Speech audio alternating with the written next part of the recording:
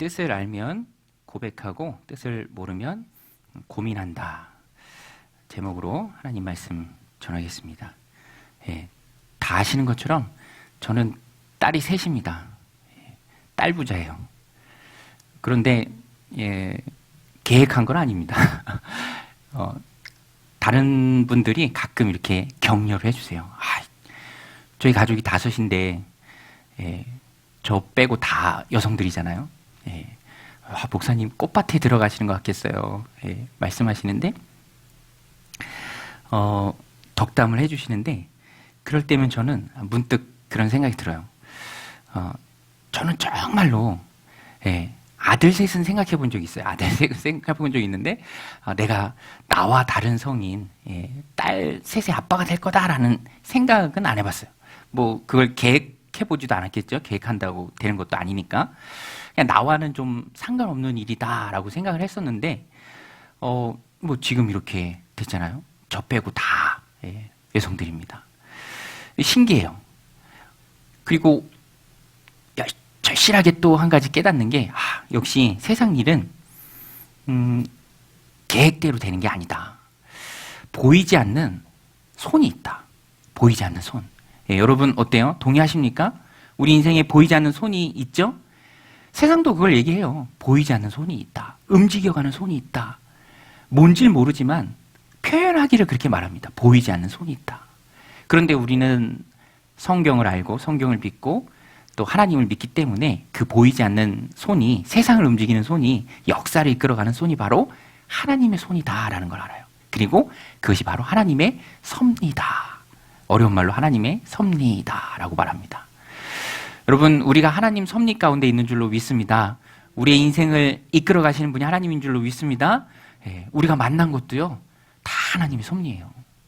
제가 기도하는 가운데, 성도님들을 위해서 기도하는 가운데, 기도 제목 깨알같이 적어서 주셨잖아요. 기도하는 가운데, 이런 귀한 성도님을 만나게 해주시니 얼마나 감사한가. 더 빨리 만났으면 더 좋았겠다. 뭐 그런 마음도 드는데, 그 역시 하나님 섭리 가운데, 하나님의 때에 또 함께 만나서 교회를 이루어가는 것이죠. 우리의 인생은 보이지 않는 하나님 섭리 안에 있습니다. 그 하나님의 섭리가 우리의 인생을 이끌어 가시죠. 그래서 내 계획대로 안 될 때가 참 많아요. 내 생각대로 안 될 때가 많습니다. 한번 되돌아보세요. 뭐 생각대로 계획대로 된 게 얼마나 있습니까? 전혀 의도치 않게, 뜻하지 않게 놀라운 하나님 섭리 가운데 우리가 살아가는 것이죠. 그래서 계획은 세워야 하지만, 철저히 계획은 세워야 하지만 그 계획대로 된다라는 보장이 안 되는 것은 인정을 해야 하고요. 계획대로 안 된다고 했을 때도 크게 놀라지 말아야 합니다.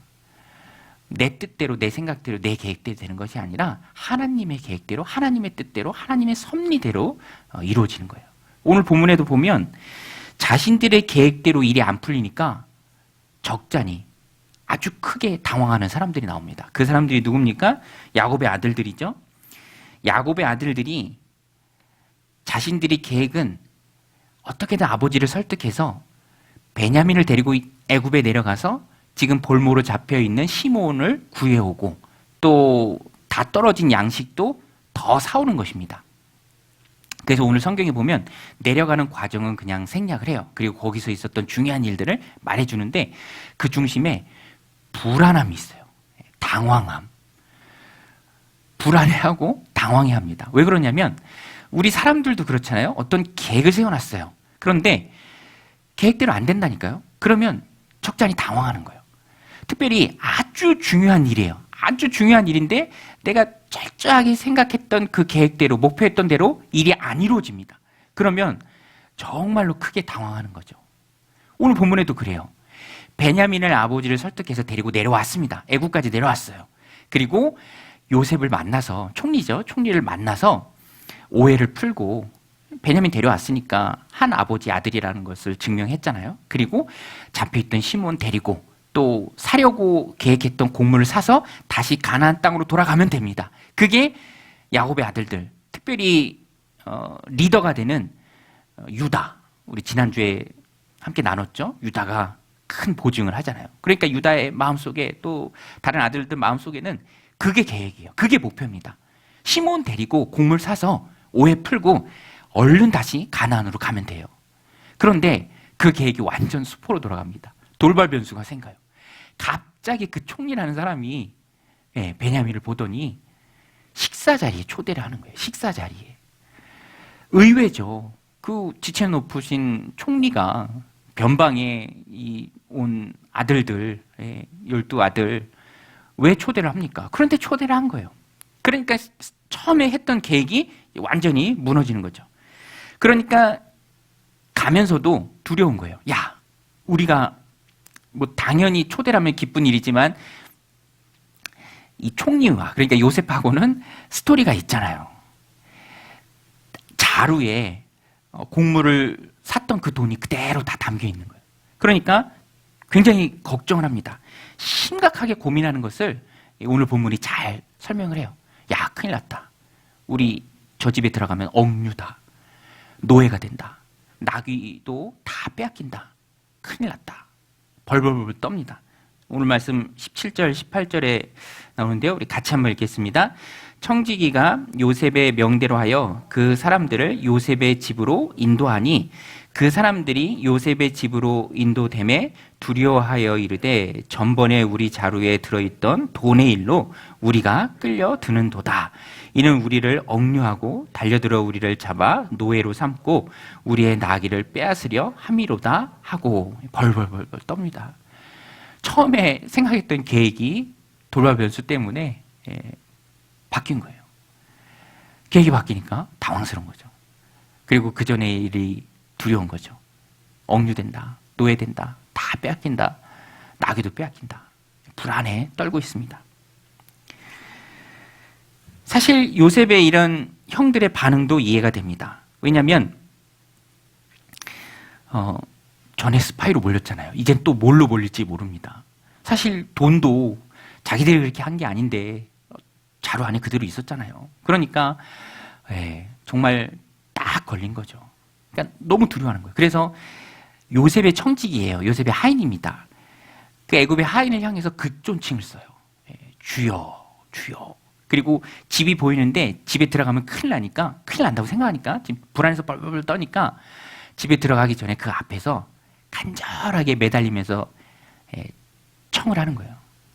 사실 이런 일이 있었는데 그 돈 우리가 넣은 거 아닙니다. 우리는 누가 넣었는지 모릅니다. 그리고 그 돈 다시 갖고 왔고 곡물 살 돈도 또 갖고 왔습니다. 그러니 용서해 주세요. 우리는 모릅니다. 우리는 잘못 없습니다. 그렇게 설명을 합니다. 그런데 요셉 형들의 그 말을 들은 청지기도 진실한 사람이었던 것 같아요. 굉장히 진실한 사람이었던 것 같아요. 오늘 본문에 보면 어떻게 보면 중심 인물이 되는 사람이 바로 요셉의 청지기입니다. 요셉과 굉장히 오랜 시간을 보냈겠죠. 그래서 그랬는지 요셉의 그런 선한 영향을 이 청지기가 다 받았습니다. 사실 그 형제들의 자루에 돈을 넣은 사람이 바로 이 청지기예요. 장본인입니다. 그럼에도 불구하고 위로를 해요. 신앙적인 말로 위로를 해요. 그리고 집에 데리고 들어가서 안심시키고 집에 데리고 들어가서 발 씻을 물도 주고요. 또 나귀에게는 음식도 다 줍니다. 이게 당시 고대 근동에서는 굉장히 융숭한 대접이에요. 당신들은 우리의 손님이다. 극진히 대접하는 거예요. 발 씻을 물도 주고 나귀에게 먹을 것도 주고. 그래서 이런 청지기 행동 때문에 아마도 형제들은 조금은 안심했을 거예요. 그런데 오늘 본문에 보면 그럼에도 불구하고 여전히 불안한 마음은 남아있습니다. 여전히 불안한 마음은 남아있어요. 그래서 가나안에서 요셉 보러 출발할 때 가지고 왔던 그곳에서 나는 예물들, 선물들, 또 먹을 것들, 그런 것들을 잘 준비를 하고 있습니다. 그것을 잘 진열을 해놓고 있어요. 가지런히 정돈하고 있습니다. 이 오늘 본문의 내용이에요. 저는 이 오늘 본문의 이 내용을 보면서 그런 생각을 했습니다. 참 사람이 연약하다. 여러분 어때요? 사람이 조그마한 것 하나에도 불안해합니다. 염려가 커요. 그만큼 연약한 존재가 바로 사람이에요. 오늘 이 요셉의 형들 보세요. 사실 하나님의 인도하심, 하나님의 뜻은 굉장히 선하고 좋은 거지만 경험해보지 못하고 알지 못했기에 일어나는 현상만 볼 때 불안한 거예요. 계획대로 안 되는 거예요. 우리는 그저 시므온만 얼른 찾아서 도망가듯이 가면 되는데 세웠던 그 계획대로 일이 안 흘러가니까 불안해하고 두려워합니다. 그러니까 인간이 참 연약하구나. 인간이 참 연약하다. 알면은 상황이 어떻게 흘러가고 결과가 어떻게 될지 알면은 두렵지 않을 텐데 그것을 모르니까 두려운 거죠. 흔히 요새 사람들이 하는 말로 몰라요. 1도 모릅니다. 어떻게 될지 1도 몰라요. 그러니까 진정한 해결책이 못 되는 그 선물 가지고 온 것을 정돈하고 있는 거예요. 그거 하나 붙들고 있는 거예요. 지극히 인간적인 수단인 그 선물. 이거라도 오시면 좀 전해드려서 어떻게든 이 위기를 빠져나가야겠다. 그 생각을 하고 있는 것입니다. 그래서 저는 이 본문을 보면서 하나님의 뜻을 아는 것과 하나님의 뜻을 모르는 것의 차이가 이렇게 크다. 평안이냐, 불안이냐, 두려움이냐, 하나님 주시는 안식을 누리는 것이냐, 그것이 나를 향한, 내 인생을 향한 하나님의 뜻과 계획, 그 섭리를 아느냐, 모르느냐예요. 아느냐, 모르느냐. 여러분, 알면 평안이 임해요. 아니까, 어떻게 될지 아니까. 근데 모르면 상황만 보고 판단을 해야 되니까 그 자체가 너무 두려운 거죠. 이것이 어느 방향으로 흘러가고 이런 일들이 또 어떤 덤태기로 나한테 씌워져서 어떤 고생과 고난을 하게 될지 그것 때문에 모르니까 불안한 거예요. 모르니까 두려운 겁니다. 근데 오늘 이 형제들이 그것을 잘 보여주고 있어요. 여러분, 하나님의 뜻과 섭리를 알면 그것을 내가 이해하면 느낄 수 있고 볼 수 있고 직관할 수 있으면 내 안에 담대함이 있습니다. 엘리사가 그랬죠. 아람의 왕이 엘리사를 포위합니다. 근데 엘리사의 종이 벌벌벌 떨어요. 산 주위를 새까맣게 아람의 군사들이 포위했거든요. 근데 엘리사는 웬걸 두려워하지 않습니다. 그리고 그 종에게 말해요. 호들갑 떨지 마라. 우리와 함께한 자가 저들과 함께한 자들보다 더 많다. 아니 많긴 뭐가 많습니까? 저렇게 아람의 군대들이 산을 빼곡히 둘러쌌는데요. 큰일 났습니다. 호들갑을 떠는 거예요. 못 보기 때문에 그래요. 보지 못하기 때문에. 그때 엘리사가 하나님께 기도하고 저 청년의 눈을 띄워주셔서 보게 하옵소서. 그러니까 눈이 떠졌을 때 뭘 봅니까? 온 산을 가득 메운 불말과 불병거를 봐요. 우리 열왕기 하 6장 16절인데요. 우리 같이 한번 읽겠습니다. 시작. 대답하되 두려워하지 말라. 우리와 함께한 자가 그들과 함께한 자보다 많으니라 하니 기도하여 이르되 여호와여 원하건대 그의 눈을 열어서 보게 하옵소서 하니 여호와께서 그 청년의 눈을 여심해 그가 보니 불말과 불병거가 산에 가득하여 엘리사를 둘렀더라. 보니까 그때서야 눈 띄어져서 보니까 담대한 것이죠. 여러분, 오늘 우리도 나를 향한 하나님의 뜻과 계획을 봐야 될 줄로 믿습니다. 봐야 돼요. 깨달아 알아야 합니다. 그러면 내 마음에 담대함이 생겨요. 그런데 여러분, 인간 편에서 하나님의 섭리를 다 이해할 수 없어요. 이것은 인정하고 가야 합니다. 하나님의 섭리를, 나를 향한 그 하나님의 뜻과 계획을 다 알 수는 없어요. 일부분만 알 수 있습니다. 하나님은 큰 그림을 그리세요. 요셉도 그랬죠. 요셉이 애굽의 하나님의 뜻 가운데 왔지만 처음부터 요셉이 그것을 알았나요? 그렇지 않죠. 나중에 고백을 하죠. 아, 나를 이곳으로 보내신 분이 하나님이시구나. 하나님이 먼저 나를 이곳으로 보내셨구나. 형들이 판 게 아니구나. 나중에 알아요. 왜 그러냐면 하나님은 일을 숨기세요. 우리 지지난주에 나눴던 말씀인데요. 일을 숨기는 것은 하나님의 영화요. 일을 살피는 것은 왕의 영안이라. 하나님은 여러 가지 의도 가운데 일을 숨기십니다. 하나님의 뜻을 숨기세요. 그래서 우리가 단번에 그것을 알 수 없어요. 알면 평안하고 모르면 고민하지만 우리가 이 땅을 살아가면서 인정해야 될 것은 우리가 하나님의 뜻을 이 땅을 살아가는 가운데 100% 다 알 수는 없습니다. 그래서 저는 성경을 읽으면서 좋은 부분이 명확하게 하나님의 뜻을 알려주는 부분이에요. 그래서 아주 명시적으로 이게 하나님의 뜻이다라고 말하는 구절이 성경에 들어 있습니다. 대표적인 게 데살로니가전서 5장 말씀이죠. 16절 항상 기뻐하라 쉬지 말고 기도하라 범사에 감사하라 이것이 그리스도 예수 안에서 너희를 향하신 하나님의 뜻이니라. 하나님의 뜻이에요. 얼마나 좋아요. 항상 기뻐하고 쉬지 말고 기도하고 범사에 감사하라. 이렇게 해야죠. 왜냐하면 그것이 하나님의 뜻이니까. 또 디모데전서에도 보면 2장 4절에 보면 하나님은 모든 사람이 구원을 받으며 진리를 아는 데 이르기를 원하시느니라. 여러분, 하나님의 뜻은요, 모든 사람이 구원받고 진리를 아는 데 이르기를 원하세요. 그래서 교회가 이것을 붙들고 영혼 구원하여 제자 삼는 일에 나가는 거예요. 그리스도의 피 묻은 복음을 들고 나가는 것입니다. 왜냐하면 그것이 하나님의 뜻이기 때문에. 모든 사람들이 구원받기를 원하는 게 하나님의 마음이죠. 선교하고 선교사로 나가고 선교를 돕는 이유가 그것이 하나님의 뜻이기 때문에 그래요. 그런데 이렇게 명확한 것을 제외하고는 내 개인, 내 인생, 그리고 지금 내 삶 가운데 벌어지는 이 일, 내가 고민하고 힘들어하고 불안해하고 염려하는 이것, 왜 나한테 이런 일이 벌어졌을까? 그것을 하나님의 큰 그림 가운데 우리가 그 오묘하신 신비로운 하나님의 섭리를 지금 이 순간 당장 내가 알고 싶다 그래서 다 알아내는 게 아니에요. 한 번에 다 못 봅니다. 요셉도 그렇죠. 나중에 알게 되죠. 그래서 오늘 말씀 제목이 뜻을 알면 고백하지만 모르면 고민한다. 오늘 본문에 나오는 요셉의 형들도 그래요. 모르니까 두려운 거예요. 불안한 거죠. 초조한 거예요. 염려가 되고 근심이 되는 것입니다. 근본적인 이유는 이 일이 어떻게 흘러갈지, 왜 우리를 초대했는지, 왜 식사를 같이 하자고 하는지 우리는 성경을 통해서 다 알지만 지금 그 상황 속에서 요셉 형들은 모르죠. 모르기 때문에 불안한 것입니다. 오늘날 많은 사람들이 불안함과 초조함에 시달리고 있습니다. 불안하죠. 초조하죠. 인생의 불확실성이 많기 때문에 그렇습니다. 근심과 걱정을 매달고 살죠. 여러분 어때요? 여기에 있어서는요, 우리 그리스도인도 예외가 아닙니다. 우리들도 인생을 살아가다 보면 모르니까 나한테 왜 이런 일이 벌어졌지? 왜 이런 근심거리가 찾아오지? 이렇게 생각할 때가 많이 있습니다. 그리고 불안해하고 염려할 때가 많이 있죠. 그런데 우리가 비록 다 알지는 못하지만 그것을 전제한다 하더라도 우리가 고민은 줄어들 수 있고요. 또 고민의 내용은 달라질 수 있습니다.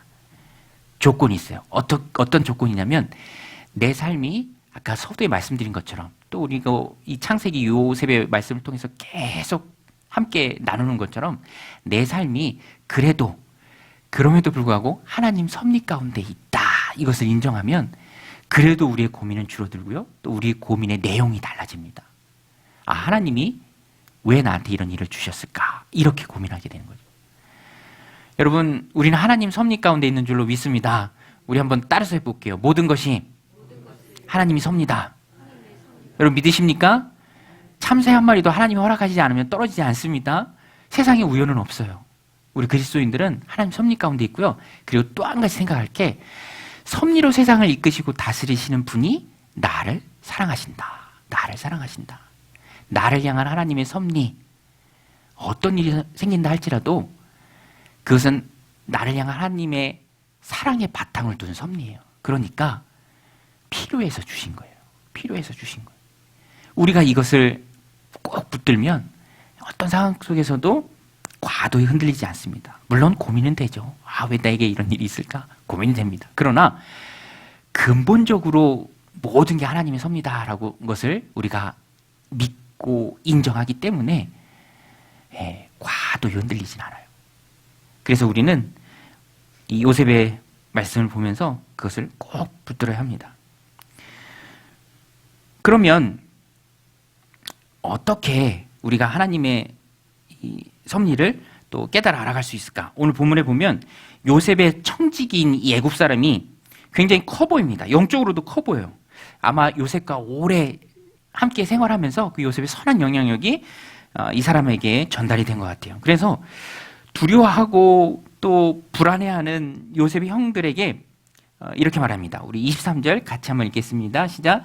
그가 이르되 너희는 안심하라. 두려워하지 말라. 너희 하나님, 너희 아버지의 하나님이 재물을 너희 자루에 넣어 너희에게 주신 것이니라. 너희 돈은 내가 이미 받았느니라 하고 시므온을 그들에게로 이끌어내고. 참 놀라운 고백이에요. 요셉의 청지기는 요셉을 통해서 선한 영향력을 많이 받아서 비록 애굽 사람이지만 하나님을 인정해요. 그리고 하나님의 섭리를 인정하는 말을 해요. 자기가 자루에 돈을 넣었는데 뭐라고 고백합니까? 23절 뭐라고 얘기하죠? 너희 하나님이, 너희 아버지 하나님이 재물을 너희 자루에 넣어 너희에게 주신 것이니라. 자기가 넣었는데 하나님이 넣었다고 고백을 해요. 하나님이 하신 일이고 하나님이 섭리 가운데 이루시는 일이고 나는 도구로 쓰임받은 것뿐이다. 지금 하나님 섭리 가운데 하나님이 평안의 길로 너희를 잘 인도하고 있다. 이 청지기가 뭐라고 얘기하냐면 그가 이르되 너희는 안심하라, 두려워하지 말라. 이 안심하라는 말이 우리가 너무 잘 아는 히브리어예요. 샬롬. 구약 성경에 250번 나오는데 3분의 2가 다 하나님이 채워주심, 그래서 부족함이 없음, 부조화 없음, 하나님 한 분으로 만족감, 그것을 말합니다. 여러분, 하나님 한 분으로 우리의 삶이 만족한 줄로 믿습니다. 그게 바로 샬롬의 상태예요. 여러분, 하나님의 샬롬이 여러분들과 함께 있으시기를 주님의 이름으로 축원합니다. 부족함이 없어요. 안심하라. 하나님 섭리 가운데 있다. 하나님이 선한 길로 너희들을 이끌어가고 있다. 돈을 자루에 넣으신 분, 그거 하나님이야. 여러분, 하나님이 우리의 삶을 채우시는 줄로 믿습니다. 사람이 아니에요. 하나님이 하세요. 네. 오늘 말씀 얼마나 좋습니까? 하나님이 그 자루에 돈 재물을 채워 넣어 주셨다. 네. 하나님이 하시는 것이죠. 하나님이 넣었다. 그런데 이 고백을 하나님의 언약 자손에게, 요셉의 형들, 야곱의 아들들에게 이 애굽의 청지기가 하는 거예요. 아느냐 모르냐, 그것이 너무너무 중요하죠. 아니까 위로하는 힘이 있습니다. 여러분, 누가 진정한 상담자입니까? 여러분, 누구와 상담받을 때 힘이 나죠? 하나님의 뜻을 알고 전해주는 사람, 그 뜻을 통해서 위로해주는 사람, 거기서 큰 위로를 받아요. 말씀을 통해서 위로를 받습니다. 하나님의 뜻을 아는 게, 물론 우리가 다 알 수는 없지만 그래도 하나님의 섭리를 인정하고 내 인생 가운데 하나님의 섭리가 있다라는 것을 인정하는 게 그의 인생을 흔들지 않는 굳건한 반석이 됩니다. 그래서 우리는 하나님의 섭리를 꼭 붙들어야 돼요. 요셉의 형들에게 말하잖아요. 안심하라, 안심하라. 이 안심하라는 말, 하나님의 섭리 가운데 있으니 너희가 평안하라, 샬롬. 이것을 좀 쉽게 이해하면, 쉽게 설명드리면 누군가 나에게 지대한 영향력을 끼칠 수 있는 그 자리에 있어요. 그 사람의 선택, 그 사람의 결정에 따라서 내 삶에 중요한 것들이 왔다 갔다 합니다. 그 사람이 쥐고 있는 거예요. 그런데 그 사람이 누구냐? 영적으로 보면 그분이 바로 하나님이시다라는 거예요. 그분이 바로 하나님이시다. 그리고 그 하나님이 우리 편에서 좀 쉽게 생각하면 하나님의 섭리는 나를 향한 사랑을 바탕으로 하니까 나를 엄청나게 사랑하세요.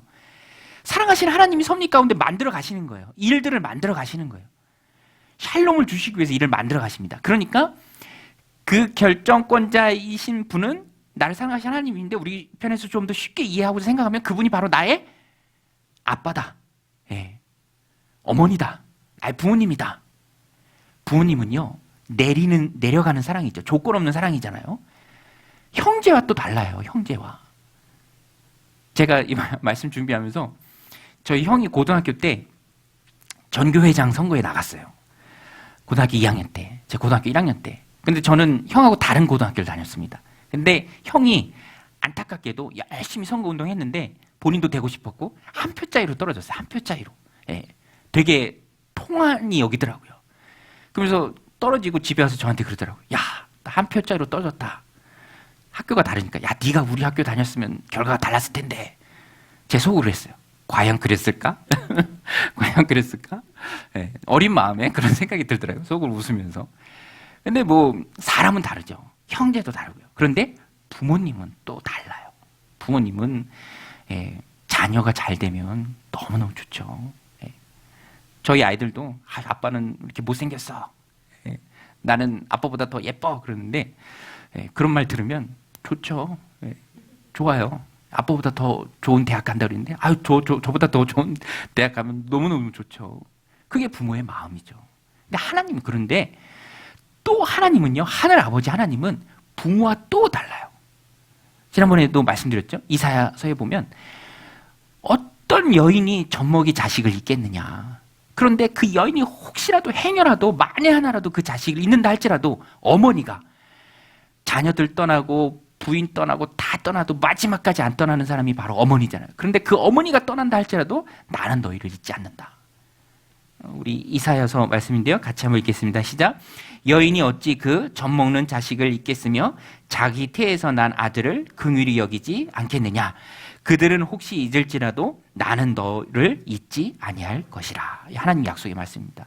여러분, 하나님은 우리를 잊지 않으실 줄로 믿습니다. 우리를 잊지 않으세요. 그런데 그 하나님이 최종 결정권자예요.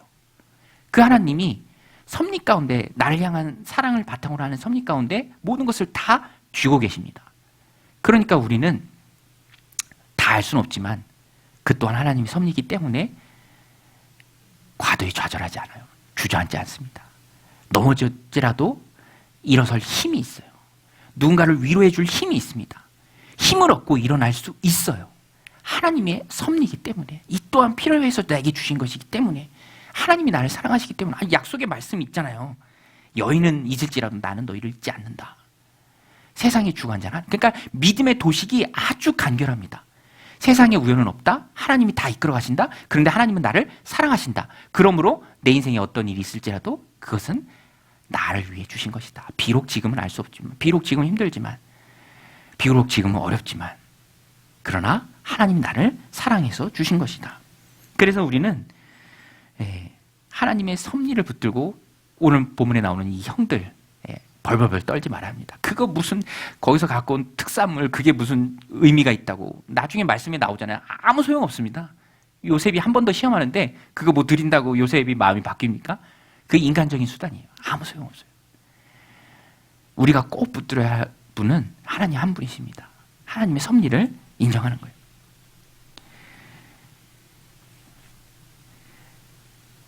그리고 또 한 가지 중요한 것은 우리는 하나님의 섭리를 인정하되 하나님의 뜻도 알아야 돼요. 하나님의 뜻도 알아가야 합니다. 다 알 수는 없지만 그래도 기도하면서 하나님의 뜻을 알아가야 돼요. 왜 그러냐면 하나님이 우리를 대하시는 것은요, 양육이에요. 양육과 보호입니다. 양육과 보호. 오늘 에베소서 큐티 말씀이었나요? 양육하고 보호하신 하나님, 교회를 양육하고 보호하신 하나님, 어제 말씀이었네요. 그래서 우리는 우리를 인도하시고 양육하시고 이끌어 가시는 그 하나님의 뜻을 알아야 합니다. 우리도 자녀들 양육하고 보호하잖아요. 엊그제 막내 데리고 차 타고 어디 가는데 중간에 과자, 이제 젤리 한 통을 사줬어요. 근데 이제 그거 한꺼번에 다 먹으면 안 되잖아요. 그 쩍쩍 이 치아에 다 달라붙잖아요. 그리고 썩잖아요. 그래서 엄마가 야, 하루에 하나씩이야. 근데 제가 그 얘기를 들어도 좀 무안하더라고요. 그게 통이 크고 거기 되게 많이 들었는데, 아니 저런 고문이 또 어딨나. 하루에 하나씩이야. 그게 양이 엄청 많거든요. 보통 어른들은 한번 까면 그냥 다 먹잖아요. 근데 너무 가혹해 보이더라고요. 야, 하루에 하나씩이야. 말 잘 들으면 하루에 2개. 그 양이 엄청 많은데. 근데 또 그게 부모의 사랑이잖아요.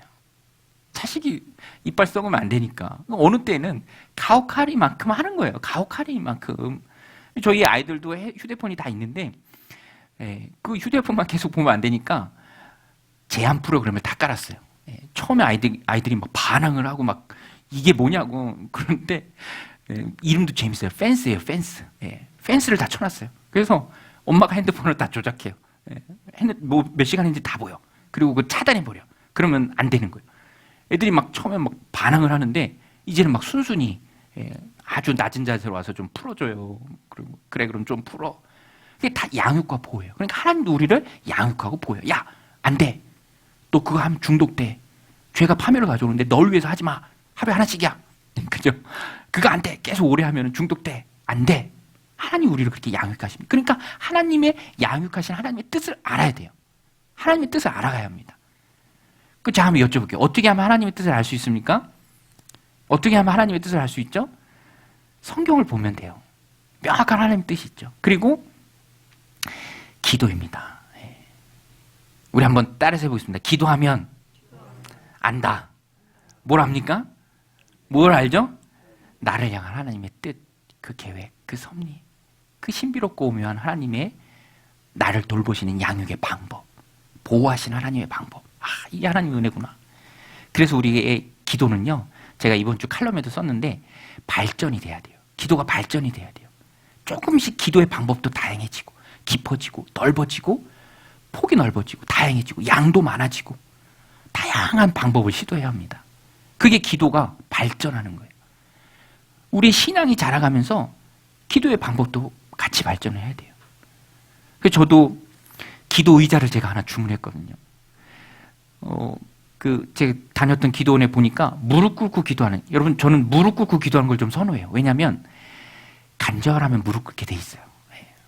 간절하면. 그래서 무릎에 이상이 없는 한 되도록 무릎을 꿇고 기도하려고 해요. 그런데 편안하게 무릎을 꿇을 수 있는 의자가 있는 거예요. 와, 이런 특허를 받은 의자가 있더라고요. 그래서 제가 주문하고 오기까지 너무 기다렸는데 오늘 왔어요. 오늘 보면서 경건한 마음으로 박스를 열어보고요. 오늘 우리도 그렇게 어찌하든지 계속 내 안에 기도를 발전시켜야 됩니다. 기도가 하나님과의 대화잖아요. 기도하면서 하나님의 음성을 들어요. 그리고 하나님의 나를 향한 계획과 뜻을 알아갑니다. 왜 그래요? 대화이기 때문에. 그래서 대화이기 때문에 내가 할 말만 하고 일어나면 안 돼요. 그 얼마나 송구합니까, 하나님께? 내가 할 말도 열심히 강구하면서 또 하나님의 음성도 들어야죠.